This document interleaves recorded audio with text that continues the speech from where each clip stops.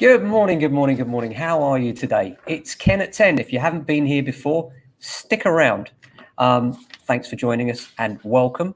And for those of you returning, thank you very much for coming back. Ken at 10, every day, 10 o'clock, we come on and talk about the local property market here in Norbury, Southwest 16.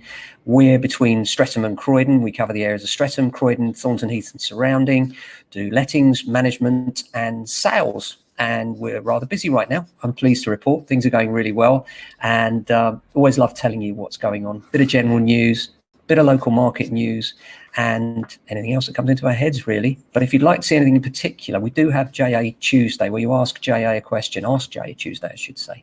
And you can ask us a question about the property market or about certain strategy around buying, selling, surveys, leases, anything really. As established agents for the last 30 years, we hope we've probably got an answer for you. Might not always be right, but we'll try our very best to assist you. Now on to the news. General news. Trump wishes Ghislaine Maxwell well and has met her several times. Well, there's a shocker. Might have known. If there was ever a pair that deserve each other, it's those two, isn't it? Apart from that, the Social Market Foundation think tank has called for town centres to be rethought as residential hubs, to create at least 800,000 new homes. Something I've been saying for a long time is that realistically, much as I'd love to see the revival of the local high street, and I love shop local incentives and things like that. We're always supporting our local businesses because we are one. I don't think we'll ever see the return of the high street in the way it has been in the past.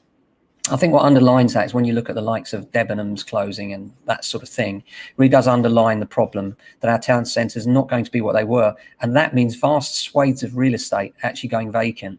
And remember, we've got a housing crisis. So for me, it makes perfect sense to convert a lot of that into residential.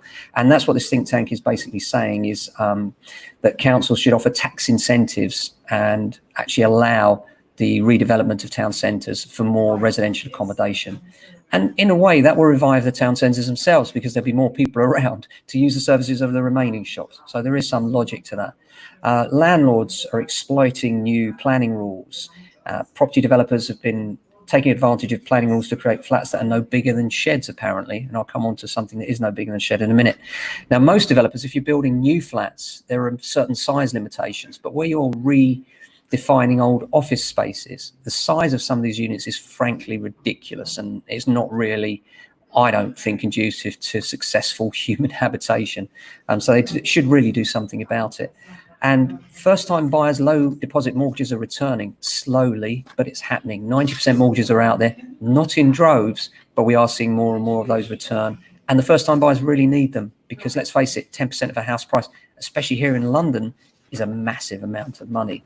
Coming back to small accommodation, in East Dulwich, South London, not far from here actually, a two-storey property measuring 8'1" in width, 8'1" in width, has gone on sale for £700,000 with Knight Frank of Dulwich.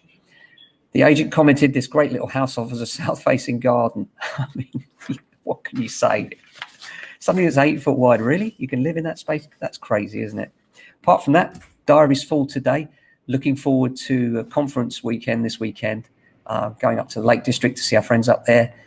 Very much looking forward to that and banging our heads together on ideas. But our more than capable team are here to help you if you think about selling, buying, or just need a bit of general advice. Always happy to talk. We love talking shop and we love talking about property. So if you've got a query, something you'd like to discuss, or a house you'd like to discuss, marketing strategy, stamp duty, anything else really, just give us a call. We're here all day, every day, 9 till 6, outside of those hours if you need. Apart from that, hope you have a fantastic day. I'll be back same time tomorrow. That's it for Ken at 10. Take care of yourselves.